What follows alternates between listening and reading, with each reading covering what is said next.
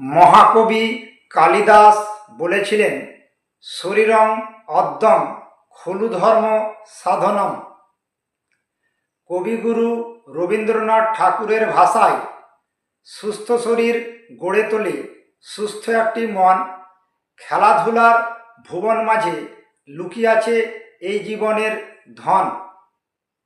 খেলাধুলা করলে, শরীরচর্চা করলে, ব্যায়াম করলে শরীর ভালো থাকে, আর শরীর ভালো থাকলে মন ভালো থাকে, আর মন ভালো থাকলেই কাজে মন বসে, পড়াশোনায় মন বসে।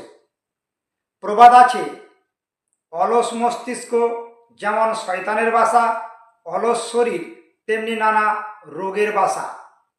বলার উদ্দেশ্য, দিনে অন্তত 1 ঘন্টা শরীরচর্চা করুন। দেখবেন শরীর থেকে আস্তে আস্তে সমস্ত রোগ বিদায় নিচ্ছে। এইভাবে নিজের জীবনকে পরিচালনা করুন। আমার এই ভিডিওটি যদি আপনার ভালো লাগে তাহলে লাইক, কমেন্ট, শেয়ার করবেন এবং ফলো করে পাশে থাকবেন।